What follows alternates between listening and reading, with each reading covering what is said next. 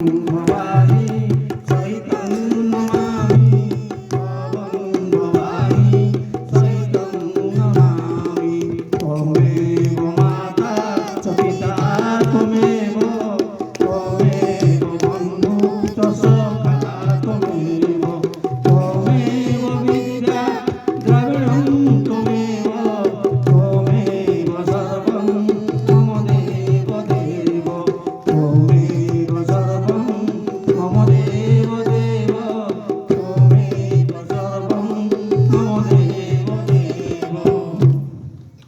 সর্বপ্রথমে ମାର୍ଗଦର୍ଶକ ସ୍ୱାମୀ ଭଗବତମାନଙ୍କ ଚରଣର ଭିତରେ ପ୍ରଣାମ ଜଣାଉଛି। ଆଜିର ବାର୍ଷିକ ଉତ୍ସବ ସମସ୍ତ ଭକ୍ତମଣ୍ଡଳୀ ଏବଂ ମା ଭଉଣୀମାନେ ଛୋଟ ଛୋଟ ଝିଅମାନେ ଉପସ୍ଥିତ। ଆମେ ସମୟ ତ ହେଇଗଲାଣି, ଆମେ 2ଟା ବେଳେ ସାରିବା। ମହାରାଜଙ୍କର ମୁଖ୍ୟ ସଦସ୍ୟ ବାଣୀ ଆମେ ନିଶ୍ଚିତ ଭାବରେ ଶୁଣିବାର ଅବକାଶ ଅଛି। ତେଣୁ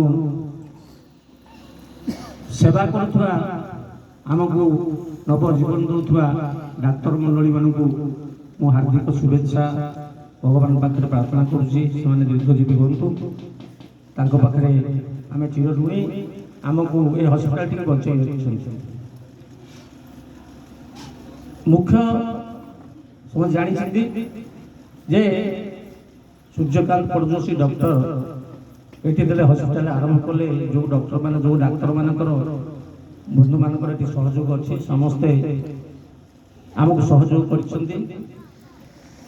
ତା ବିଷୟରେ ସୂର୍ଯ୍ୟକାନ୍ତ ବିଷୟରେ କହିବା ପାଇଁ ଗଲେ ଗୋଟେ ବହି ହବ। ମନା କଲା ଯେ ମଉସା ମୋ ବିଷୟରେ ବେଶୀ କିଛି କହିବନି, ଯାହା ଅଙ୍ଗେ ଲିଭେଇଛି ନିଶ୍ଚିତ କରିବ।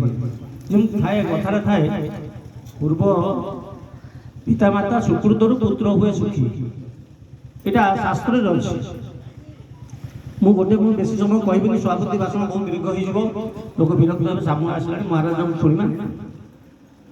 ମୁଁ ସପ୍ତମ ଶ୍ରେଣୀରେ ପଢ଼ୁଥିଲି, ସାଇକେଲରେ ଆମ କରଡ଼ ଗାଡ଼ିଆ ଦେଇକିରି ଏପଟେ ଗୁଡ଼ୁମୁ ଦେଇକିରି ମୁଁ ଗୋଡ଼ାଲକନାଥକୁ ଆସେ। ସପ୍ତମ ଶ୍ରେଣୀ ପାଠ ପଢ଼ିଲା ବେଳେ ମୋର ମନେ ଅଛି।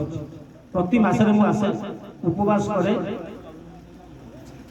ଆଉ ଗୋଟିଏ କଥା ତା ସାଙ୍ଗରେ ଅଛି, ମୋ ବାପା ଥାନ୍ତି ବେଗୁନିଆ ଥାନାରେ ପୋଲିସ ହାବିଲଦାର। ଆମ ଗାଁ ଜୟମଙ୍ଗଳ ନୀଳକଣ୍ଠେଶ୍ୱର ମନ୍ଦିର। ନୀଳକଣ୍ଠେଶ୍ୱର ମନ୍ଦିରରେ ଯେଉଁ ପୋଖରୀ ଅଛି, ସେ ପୋଖରୀରେ ସାପ ଥାନ୍ତି, ଦଳ ଥାଏ। ସେ ପୋଖରୀରେ କେହି ପଶି ପାରନ୍ତିନି। ବାରପଲ୍ଲୀ ମଉଜାର ଗାଁ ଠାକୁର ସିଏ। ବାପା ଆସିବେ ସକାଳୁ, ସେ ପୋଖରୀ ଭିତରେ ପଶି ଦଳକୁ ଆଡ଼େଇକିରି ତା ଭିତରେ ପଶିକି ପଦ୍ମ ଫୁଲ ତୋଳିବେ। ନୀଳକଣ୍ଠ ପଠେଇ ସେଟା ଲାଗି ହୁଏ। ମୁଁ ଭାବେ ସେତିକିବେଳେ ଭାବେ ଯେତେବେଳେ ସେ ଚାଲିଗଲେ, ସେ ପୋଖରୀ ପ୍ରାୟ 2 ବର୍ଷ ପର୍ଯ୍ୟନ୍ତ କେହି ଫୁଲ ତୋଳି ପାରିଲେନି, ବାପା ଏକ୍ସପାୟାର କଲା ପରେ। ତେଣୁ ସେ ଯେଉଁ ଫୁଲ ଚଢ଼େଇଛନ୍ତି, ସେ ତାଙ୍କରି ସନ୍ତାନ ହିସାବରେ ମୁଁ ଭାବିଲି ବୋଧେ ଭଗବାନ ଆମକୁ ସେଇ ଆଡ଼କୁ ଡାକି ଦେଇଛନ୍ତି। ଶିବଙ୍କର ମହିମା କହିଲେ ସରିବନି। ମୁଁ ଯାହା ଅଙ୍ଗ ଲିଭେଇଛି, ଏବେ ଯେଉଁ ସୂର୍ଯ୍ୟକାନ୍ତ ପଟ୍ଟନାୟକ, ଆମେ ମଉସା ପୁତୁରା ସମ୍ପର୍କ। ସବୁବେଳେ ମୋତେ କହିବେ, ମଉସା ଆପଣ ଗାଡ଼ି ଚଲାନ୍ତୁ। ମୁଁ ତାଙ୍କୁ ବିକଳ ହୁଏ ଯେତେବେଳେ ଟ୍ରେନରୁ ସେ ଓହ୍ଲାନ୍ତି ଆସିବା ପାଇଁ, ଏଠିକି ଭୋରଦାରି ହସ୍ପିଟାଲ ଆସିବା ପାଇଁ। ମୁଁ କହେ, ମୁଁ ଯାଇକି ଭୁବନେଶ୍ୱରରୁ ତମକୁ କାରରେ ନେଇ ଆସିବି। ନା ନାଇଁ ମଉସା, ତମ ବୟସ ବହୁତ ହେଇଗଲାଣି, ଆପଣ ଗାଡ଼ି ଚଲାନ୍ତୁନି। ମୋତେ ବହୁତ ସବୁବେଳେ ବାରଣ କରେ। ସମସ୍ତେ ଫୋନରେ ତାକୁ ଡିଷ୍ଟର୍ବ କରନ୍ତି, ଏତେ ବ୍ୟସ୍ତ ସିଏ, ମୁଁ କେବେ ଡାକେନି। କାହିଁକି ନା ସେ ସବୁବେଳେ ବ୍ୟସ୍ତ, ହସ୍ପିଟାଲ କାମ, ନିଜ ରୋଗୀମାନଙ୍କ ପାଇଁ ଉତ୍ସର୍ଗିତ ଜୀବନ ତାର। ମୁଁ କହିବା ପାଇଁ ବାଧ୍ୟ ହେଉଛି ଏତିକି ଯେ ନିଜ ଦେହକୁ ସେ ଦେଖେନି। ଏବେ ନିକଟରେ ଆମେ ଯେଉଁ ଗଲୁ ମାଲକାନଗିରି, ମୋ ମିସେସ୍ ଯାଇଥିଲା, ମୁଁ ଯାଇଥିଲି। ଆମ ଖୋର୍ଦ୍ଧାରୁ ଆମେ ସବୁ କେତେଜଣ ସାଙ୍ଗ ଆମର ଯାଇଥିଲେ, ପ୍ରମୋଦ ବାବୁ, ଆମେ 7-8 ଜଣ ଯାଇଥିଲୁ। ଏଇ ଯେଉଁ ପ୍ରକୃତି ଯାଇଥିଲେ, ଅଜୟ ଯାଇଥିଲେ। ଯେଉଁ ବସ୍ରେ ମୁଁ ଟିକେଟ୍ କଲି, ସେ ବସ୍ ହେଉଛି ଗୋପୀନାଥ ବସ୍। ଏଠୁ ଆମର ସବୁ ଗଲା ପାର୍ଶ୍ୱ ଦେବତା ଏଇ ଯେଉଁ ହାଡ଼ପଦାରୁ ଗଲା ଶିବଙ୍କର ପାର୍ଶ୍ୱ ଦେବତା ସବୁ ଗାଡ଼ିରେ ଲୋଡ୍ କରିକି ମୁଁ ଛାଡ଼ିଲି। ଯେଉଁ ଅବସ୍ଥାରେ ମୁଁ ଯାଇଛୁ ଆମ ଅଶୋକ ବାବୁ ଅଛନ୍ତି, ସେ ବସ୍ରେ ଯେ ଠାକୁରଙ୍କ କଥା ଶୁଣିଲା ବସ୍ରେ ନେଲା 1.5 କୁଇଣ୍ଟାଲର ପଥର ମୂର୍ତ୍ତି, 1.5 କୁଇଣ୍ଟାଲ। କେଉଁ ଗାଡ଼ି ରାଜି ହେବେ? କିନ୍ତୁ ସେ ରାଜି ହେଲେ ଆମ ଗାଡ଼ିରେ ଜିନିଷ ଗଲା। ଯେଉଁଦିନ ଟିକେଟ୍ କଲି 10ଟା ଟିକେଟ୍ କରିଥିଲି, 2 ଦିନ ଅଛି ଆମର 2 ଜଣ କି ନାହିଁ କଲେ, ଆମକୁ ଦତ୍ତ ସାର୍ ଯିବାର ଥିଲା, ଦତ୍ତ ସାର୍ ଟିକେ ମନା କରିଦେଲେ। ମୁଁ ତା ପୂର୍ବ ଦିନ ଟିକେଟ୍ କ୍ୟାନସଲ୍ କରିବାକୁ କହିଲି। ମୁଁ କହିଲି କ'ଣ ଆପଣ କହୁଛନ୍ତି କ୍ୟାନସଲ୍ କରିବେ, ଟିକେଟ୍ ପଇସା ଦିଆଯାଇଛି, ଆପଣଙ୍କୁ କନସେସନ୍ କଲୁ ଯେହେତୁ ଯାଉଛନ୍ତି ଠାକୁରଙ୍କ ଜାଗାକୁ ଠାକୁର ପ୍ରତିଷ୍ଠା କରିବା ପାଇଁ, ତେଣୁ ଆପଣ ଟିକେଟ୍ ପଇସା ଆଉ ରିଟର୍ଣ୍ଣ ହେବନି। ମୁଁ କହିଲି ତମ ଇଚ୍ଛା। ଆପଣ ବିଶ୍ୱାସ କରିବେନି, ସେ କଣ୍ଡକ୍ଟର ସେ କେମିତି ଜାଣିଲା କୋଉଠିକି ଯିବେ? ମୁଁ କହିଲି ମାଲକାନଗିରି। ନା କ'ଣ ପାଇଁ? ମୁଁ କହିଲି ଶିବଲିଙ୍ଗ ପ୍ରତିଷ୍ଠା ହେଉଛି। ନା ସେଠି ଗୋଟେ ଖୋର୍ଦ୍ଧାର ଗୋଟେ ଅଛି ଭଗବାନ ଡାକ୍ତର, ହଠାତ୍ ମୋତେ କହିଲା। ବିଶ୍ୱାସ କରିବନି, ମୁଁ ଆଶ୍ଚର୍ଯ୍ୟ ହେଇଗଲି। ମୁଁ କହିଲି ସେଇଠିକି ଯାଉଛି, ସେଇ ଡାକ୍ତରର କାମ ଇଏ। ନା ତାହେଲେ ଠିକ୍ ଅଛି, ଆପଣଙ୍କ ଆଉ ଟିକେଟ୍ ପଇସା ମୁଁ ଫେରେଇ କଥା ସେ, କାରଣ କାଲି ଟିକେଟ୍ ସରିଛି, କାଲି କ୍ୟାନସଲ୍ କଲେ ସେ ଫେରେଇବ କି? ପୁଣି ଆମକୁ କନସେସନରେ ଦେଇଛି। ମୋତେ କହିଲା ଭାଇ ଆଜ୍ଞା ମୁଁ ଯିବି, ଆପଣଙ୍କୁ ନେବି ସୁବିଧାରେ, ଆଣିବି ସୁବିଧାରେ। ସେ ବସ୍ ହେଉଛି AC ବସ୍ ଏବଂ ସ୍ଲିପର କୋଚ୍ ଅଛି। କହିଲା ମୋତେ ଟିକିଏ ସେ ଡାକ୍ତରଙ୍କୁ ଦେଖେଇ ଦେବେ। ଭଗବାନ ଡାକ୍ତର କେମିତିଆ? ଆପଣ ହସିବେ। ମୁଁ କହିଲି ଠିକ୍ ଅଛି, ତମେ ଯେଉଁଦିନ ଆସିବ ତମର ଗାଡ଼ିରେ ଆସିବ, ଭଗବାନ ଡାକ୍ତର ମୁଁ ତମକୁ ଦେଖେଇଦେବି। ସେଠି ପ୍ରତିଷ୍ଠା ହେଲେ ଓଙ୍କାରେଶ୍ୱର ମନ୍ଦିର। ଶିବ ମାନେ ମାଲକାନଗିରିଠୁ 15 କିଲୋମିଟର 20 କିଲୋମିଟର ଡିଷ୍ଟାନ୍ସ। ନିପଟ ମଫସଲ। ଏବେ ସରକାରଙ୍କ ତରଫରୁ ରାସ୍ତାଘାଟ ହେଇଛି, ସେତେବେଳେ ଆଗରୁ ରାସ୍ତାଘାଟ ନଥିଲା। ସେମାନେ ଠାକୁର ପୂଜା ଜାଣନ୍ତିନି, ପଥର ମୂର୍ତ୍ତିକୁ ପୂଜା କରନ୍ତି। ସେ ଜାଗାରେ ଶିବଲିଙ୍ଗ ପ୍ରତିଷ୍ଠା ଜଣେ ଡାକ୍ତର କରୁଛି, ସେମାନେ ଅବିଶ୍ୱସନୀୟ। ସେମାନେ ଆଶ୍ଚର୍ଯ୍ୟ ହେଇକିରି ସେମାନେ ମାଲକାନଗିରିରୁ ଲୋକ ଯାଇଛନ୍ତି। ସରିଲା, ଦେହ ଜ୍ୱର ହେଉଛି, ରାତିରେ ସକାଳୁ ଡାକିଲେ ପେସେଣ୍ଟ ଦେଖା ହେବ। ସକାଳ 6 ପାଇଗଲା, ଆମେ ଆମ ପାଇଁ ମଉସା ମାଉସୀ ଯିବେ ବୋଲି ସେ ଆମ ପାଇଁ ଟିକେଟ୍ ରଖିଛି, ଲଜିଂ ବୁକ୍ କରିଛି। ଗୋଟିଏ ଦିନ ଆମେ ଲଜିଂରେ ରହିଲୁ। ମୁଁ କହିଲି ପୁଅ ତମେ ରହିବ ଆଶ୍ରମରେ, ଆମେ ରହିବୁ ଲଜିଂରେ। କ'ଣ ପାଇଁ? ଆମେ କାହିଁ ଆସିଛୁ? ତମେ କାହିଁ ମାନସିକତା ଭର୍ତ୍ତି କଲ ମୁଣ୍ଡରେ? ଆମେ ମଉସା ମାଉସୀ ଆମେ ଆଡ଼ଜଷ୍ଟେବୁଲ୍, ଆମେ ସବୁ ଜାଗାରେ ରହିପାରିବୁ, କୁଡ଼ିଆରେ ରହିପାରିବୁ। ତା ପରଦିନ ସକାଳ ପାଇଲା, ସାଙ୍ଗେ ସାଙ୍ଗେ ସେ ହୋଟେଲ ଛାଡ଼ିଲୁ, ଗଲୁ ଆଶ୍ରମ। ଆଶ୍ରମ ଯେଉଁ ଜାଗାରେ ଗୋଟେ ଅଙ୍ଗନବାଡ଼ି ଘର, ସେ ଘରେ ସମସ୍ତେ ଆମେ ଶୋଇଲୁ ତଳେ ପକେଇକିରି। ସୂର୍ଯ୍ୟକାନ୍ତ କହିଲେ ମଉସା ଆପଣ ମୋ ପାଖେ ଶୋଇବେ, ଜ୍ୱର ଏବଂ ତଣ୍ଟି ଫିଟୁନି। ସକାଳ 6 ଉଠିଲା ବେଳକୁ ଲାଇନ୍ ଲାଗିଛନ୍ତି ଲୋକ। ଡାକ୍ତର ବାବୁ ଭଗବାନ ଡାକ୍ତର କୁହାଗଲା। ମୁଁ କହିଲି ଶୋଇଛନ୍ତି ନା, ଟିକେ ଉଠେଇ ନେଇଥିଲି। ମୁଁ କହିଲି ତେଣୁ ଆଜି ତ ସେ ସକାଳୁ ମେଡ଼ିକାଲ, କାଲି ସରିଗଲା ପ୍ରତିଷ୍ଠା, ଆଜି ପୁରା କ୍ୟାମ୍ପ ହେବ। ଆପଣ ବିଶ୍ୱାସ କରନି, ସକାଳ 6ଟାରେ ଆରମ୍ଭ ହେଲା ପେସେଣ୍ଟ ଦେଖା। 160 170 ଲାଇନ୍ ଲାଗିଛନ୍ତି ପେସେଣ୍ଟ ଲାଇନ୍ ଲାଗିଛନ୍ତି। ପାଟି ଫିଟୁନି। ଅଜୟ ବାବୁ ଯେଉଁ ଆମର ପିଲାଟି ଯାଇଛନ୍ତି ଅଜୟ, ସୂର୍ଯ୍ୟକାନ୍ତ କହିଲେ ମୁଁ ପ୍ରେସକ୍ରିପସନ୍ ଲେଖିବି, ତେମେ ବୁଝେଇବ, କାରଣ ମୋ ପାଟି ଫିଟୁନି, ମୁଁ କହିପାରୁନି। ସେ ପ୍ରେସକ୍ରିପସନ୍ ଲେଖିଲେ, ଇଏ ଲୋକଙ୍କୁ ବୁଝେଇକି ଦେଲେ। ଆପଣ ବିଶ୍ୱାସ କରି ମୁଁ ବସିଛି ସୂର୍ଯ୍ୟକାନ୍ତ ପାଖରେ, ମୋ ପଛପଟେ ଦିଟା ଟୋକା ବସିଛନ୍ତି, ମାଓବାଦୀ ଭଳିଆ ଦୁଶୁଛନ୍ତି। କାଳିଆ ବିଟିଆ ମୁହଁରେ ଗାମୁଛା ମାରିଛନ୍ତି, ପଛରେ ବସୁଛନ୍ତି। ସମସ୍ତେ ଅନେକ କହିଲେ ସବୁ ଲାଇନ୍ରେ ଅଛନ୍ତି, ଏ ଦୁଇଟା କିଏ? ମୁଁ ତାଙ୍କୁ ପଚାରିଲି ତମେ କିଏ, କ'ଣ ପାଇଁ ବସିଛ? ମୋତେ ସନ୍ଦେହ ହେଲା। ମୁଁ କହିଲି 2 ଜଣ କିଏ ବସିଛନ୍ତି କାହିଁକି ଏଠି? ସୂର୍ଯ୍ୟକାନ୍ତ ପ୍ରେସକ୍ରିପସନ୍ ଲେଖୁଛନ୍ତି, ସାଇଡ଼୍ରେ ବସିଛି। ମୁଁ ଚୁପ୍ ଥିଲି, ପଚାରିଲି ତମେ କୁଆଡ଼େ ଆସିଛ? ତମର କ'ଣ ଅଛି କହୁନ, ଡାକ୍ତରକୁ ଦେଖଉନ। ନା ନାଇଁ ଆଜ୍ଞା ଆମର କିଛି ରୋଗ ନାହିଁ। ମୁଁ କୋଉଠୁ ହେଇଛ? ସେ ପାଖରେ ଗୋଟେ ଟେକେଟା ଗୋଟେ କହିଲେ, ଆମ ଗାଁଠୁ 5 କିଲୋମିଟର। ଆମେ ଆସିଛୁ ଭଗବାନ ଡାକ୍ତର କେମିତିଆ ଦେଖିବା ପାଇଁ। ଆମେ ବସ୍ତା ପଛରେ ବସିଛୁ। ମୁଁ କହିଲି ତମେ ଦେଖିଲ ଯାଉନ? ନା ନାଇଁ ଖାଲି ଟିକିଏ, ଖାଲି ଆମକୁ କ'ଣ ପଚାରି ଦେବେ, ଆମେ ଟିକେ କ'ଣ କହିବୁ, ଆମେ ପଳେଇବୁ। ଦେଖା ହେଇ କଥା ହେଇପାରିବ। ତାପରେ ଦେଖା ହେଲେ ସେ ଚାଲିଗଲେ।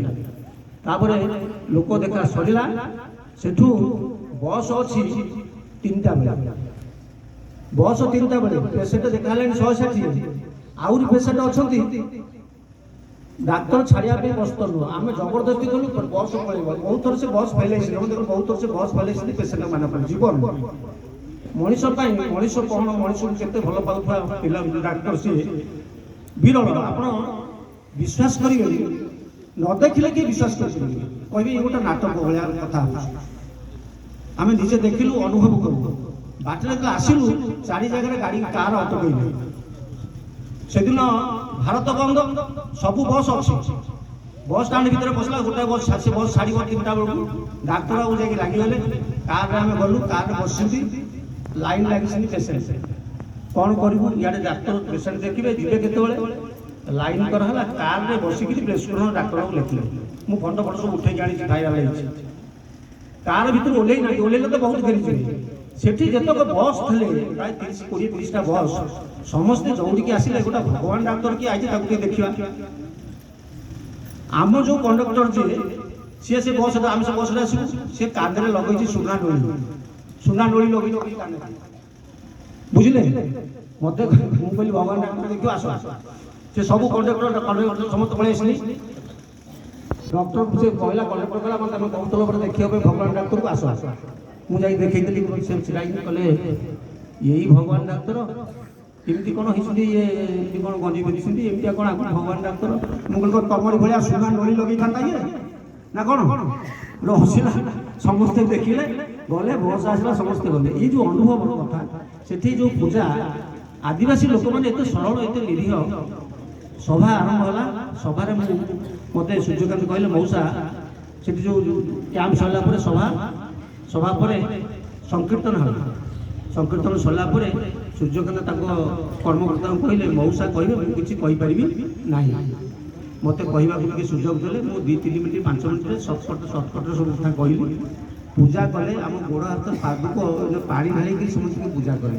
ଏଇ ଅନୁଭବର କଥା କାହିଁକି ନା, ସେବା ସେଠି ମୁଁ ଦେଖିଲି, ସେଠି ମୁଁ ଅନୁଭବ କଲି। ତାଙ୍କୁ କହିଲି ଯେ ସତ୍ସଙ୍ଗରୁ ସିନା ସେବା ହୁଏ, ସତ୍ସଙ୍ଗରୁ ବସିଲେ ଆମେ ଶିଖିବା କେମିତି ସେବା କଲେ କ'ଣ ହେବ, କିଭଳିଆ କର୍ମ କଲେ ଆମ ମଙ୍ଗଳ ହେବ, ଶିଖିଲେ ଲୋକ ଯାଇକି ସେବା କରେ। କିନ୍ତୁ ସେଠି ଭୂମିକା, ମୁଁ ସେଇ କଥାଟା ତାଙ୍କୁ ପ୍ରକାଶ କରିଥିଲି। ମୁଁ କହିଲି ଏଠି ସେବାରୁ ସତ୍ସଙ୍ଗ। ସେ ଡାକ୍ତର ଘର ଦ୍ୱାରା ଛାଡ଼ି, ପିଲା ଛୁଆକୁ ଛାଡ଼ି, ବୁଲାରୁ ଆସି ଖୋର୍ଦ୍ଧା ଛାଡ଼ିକି ସେଠି ତମର ସେବା କରିବାକୁ ଆସୁଛି। ସେବା କରିବା ଦ୍ୱାରା ଆଜି ସତ୍ସଙ୍ଗ ତୁମେ ଏତେ ଲୋକ ଏକାଠି ହେଇଛ। ଜୟ ଜଗନ୍ନାଥ। ସମସ୍ତେ କହିଲେ ଆମେ ଆଜି କେବଳ ଏଇ ଆଙ୍କ ସେବାରେ ଏତେ ଆମେ ଉଦ୍ଭୂତ ହେଇଯାଇଛୁ, ଆମେ ଆକୁ ଛାଡ଼ିପାରିବୁ ନାହିଁ। ତେଣୁ ଯେତେ ଦିନ 12ଟା ଜ୍ୟୋତିର୍ଲିଙ୍ଗ ସେଠି ପ୍ରତିଷ୍ଠା ହେବ। ମୁଁ କହିଲି, ପୁଅ ତୁମେ ବହୁତ ପଇସା ଖର୍ଚ୍ଚ କରି କରୁଛ, ଆମେ ବି କିଛି ତୁମକୁ ସହଯୋଗ କରିବୁ, ତୁମେ ଏହା ଚଳା। ଆର ବର୍ଷ ହେବ 5ମ ଜ୍ୟୋତିର୍ଲିଙ୍ଗ, ଏଇଟା ଗଲା ଓଁକାରେଶ୍ୱର। ତେଣୁ ଏଇ ଯେଉଁ କାର୍ଯ୍ୟକ୍ରମ, ଏଇ ଡାକ୍ତରମାନେ ସବୁ ବସିଛନ୍ତି, ସାର୍ମାନେ ଆଜି ପର୍ଯ୍ୟନ୍ତ ସମସ୍ତ ଡାକ୍ତର ଏଠି ସେବା କରୁଛନ୍ତି। ଲଳିତ ସାର୍ଙ୍କ କଥା କହିଲେ ତ ଆପଣ ଶୁଣିଲେ, ଲଳିତ ସାର୍ଙ୍କ କଥା ଶୁଣିଲେ। 5-7 ବର୍ଷ ତଳେ ଯେଉଁ ବାର୍ଷିକ ଉତ୍ସବ ହୋଇଥିଲା, ଆମେ ସାର୍ଙ୍କୁ କହିଲୁ, ଲଳିତ ସାର୍ ଆସୁଛନ୍ତି, ତାଙ୍କ ହାତରୁ ପଇସା ଖର୍ଚ୍ଚ କରିକି ଆସୁଛନ୍ତି, ତାଙ୍କର ଷ୍ଟାଫ୍ ଆଣୁଛନ୍ତି, ତେଲ ପଡ଼ିକି ଆସୁଛନ୍ତି, ଆମେ ତେଲ ପାଇଁ ପଇସା ଦେଲେ ନେଉନାହାନ୍ତି। ଡାକ୍ତର ବାବୁ କହିଲେ, ଲଳିତ ସାର୍ କହିଥିଲେ, ମୋର ମନେ ଅଛି, କହିଲେ କାହିଁ ଆପଣ ମୋତେ ଏତେ ପ୍ରଶଂସା କରୁଛନ୍ତି, ମୁଁ କିଛି ଦେଉନି, ମୁଁ କିଛି କରୁନି, ମୋତେ ଜଣେ କିଏ ଦେଇଛି, ମୋତେ ମୁଁ ଚଳିବାରୁ ବଳକା ହେଲେ ମୁଁ କିଛି ସେୟାର କରୁଛି। କେତେ ସୁନ୍ଦର ବାଣୀ, କିଏ କହିବ ଏମିତି କଥା କହିଲେ ମୁଁ କିଛି କରିନି, ମୁଁ କିଛି ଦେଉନି। ସେଇ 7-8 ବର୍ଷ ତଳେ ସାର୍ କହିଥିଲେ ଏଇ ମଞ୍ଚରେ। ତେଣୁ ତାଙ୍କଠୁ ଆଜି ଆପଣ ସମସ୍ତେ ବାଣୀ ଶୁଣିଲେ। ସୂର୍ଯ୍ୟକାନ୍ତଙ୍କ ବିଷୟରେ କହିଲେ ତ ବହୁତ କଥା ବହି ହେବ, କହିପାରୁନାହିଁ, ସମୟ ଅତିକ୍ରାନ୍ତ। ମହାରାଜାଙ୍କଠୁ କିଛି ଶୁଣିବା। ଆମର ବହୁତ ବନ୍ଧୁ ଅଛନ୍ତି ଏଠି, ଆମର ଅଶୋକ ବାବୁ ଏଠି ଯିଏ ମଣ୍ଡଳ ପରିଚାଳନା ଆମ ହସ୍ପିଟାଲରେ କରୁଛନ୍ତି। ତେଣୁ ଚାଣକ୍ୟଙ୍କର ଗୋଟିଏ ନୀତିବାକ୍ୟ ମୋର ମନେ ପଡ଼େ, ପରୋପକାରଣେ ଯସ୍ୟ ଜାଗୃତି ହୃଦୟ ସତାମ୍ ନଶ୍ୟନ୍ତି ବିପଦଂ ତେଷାଂ ସମ୍ପଦେଷୁ ପଦେ ପଦେ। এটা ଚାଣକ୍ୟଙ୍କର ନୀତିବାଣୀ ରହିଛି। ପରୋପକାର କରିବାର ଯାହାର ମନୋବୃତ୍ତି ଥାଏ, ପରୋପକାରଣେ ଯସ୍ୟ ଜାଗୃତି ହୃଦୟ, ଯାହା ମନରେ ପରୋପକାର କରିବାର ମନୋବୃତ୍ତି ଥାଏ, ତାର କେତେବେଳେ ଉପକାର ମାନେ ଅସୁବିଧା ହେବ। ନଶ୍ୟନ୍ତି ବିପଦଂ ତେଷାଂ ସମ୍ପଦେଷୁ, ତାଙ୍କର ବିପଦ ଆସିଲେ ବିପଦ ନଷ୍ଟ ହେଇଯିବ। ସମ୍ପଦେଷୁ ପଦେ ପଦେ, ତାଙ୍କର କେତେବେଳେ ଅଭାବ ହେବ, ସେଇ ମାନସିକତାର ଲୋକର କେତେବେଳେ ଅଭାବ ହେବ। ଆମେ ବଞ୍ଚିଛେ, ଆମେ ପିଲା ଛୁଆ ଜନ୍ମ କରିଛେ, ଆମେ ବାପା ମା ଆମକୁ ଜନ୍ମ ଦେଇଛନ୍ତି, ଆମେ ସେବା, ଆମେ ତାଙ୍କର କର୍ମ କରୁଛେ, ତାଙ୍କ ପାଇଁ ଯେଉଁ କର୍ମ କରୁଛେ, ଆମେ ତାଙ୍କୁ କର୍ମ କରୁଛେ। ଆମେ କର୍ମ, ଆମେ ବାହା ହେଇଛେ, ଆମ ସ୍ତ୍ରୀ ଆମ ପିଲାମାନଙ୍କ ସେବା କରିବା, ବାପା ମା ଆମକୁ ଜନ୍ମ ଦେଇଛି, ତାଙ୍କ ସେବା କରିବା, ତାଙ୍କ ପାଇଁ କର୍ମ କରିବା। ସେଇଟା ହେଉଛି କ'ଣ? ସେବା ନୁହେଁ। ସେବା କାହାର? ଉପକାର କାହାର? ଧର୍ମଟା କ'ଣ? ଯାହା ପରମୟ କରାଯାଏ। विवेकानंद बाणी गोटे बाणी कहते विवेकानंद बाणी आप जानते व्हाट इज रिलीजन धर्म कौन धर्मटा हूँ what you do for others that is religion what you do for your self that is not religion जहाँ निज पे करा जाए सेटा धर्म नुह जहाँ अन्य पे करा जाए सेटा हूँ धर्म तेणु आमे माने समस्त जो मैंने आसुचे आज आमर सब सेवा पाइबा आसछन्ति रोगी माने आसछन्ति डाक्तर बाबू सरला दुईटा पर निश्चित सेवा देवे एवं जीवे सूर्यकांत से ही मानसिकतार आम जबरदस्ती पेपर पेपर छड़े आणु टाइम है पड़ेगा कि सी जो डाक्तर मैंने बहुत पचारे विरक्त हो जाए से विरक्त ना से भगवान डाक्तर कहूँ जय जगन्नाथ आज समस्त बहुत बहुत धन्यवाद जो मैंने आसछन्ति जो बंधु मैंने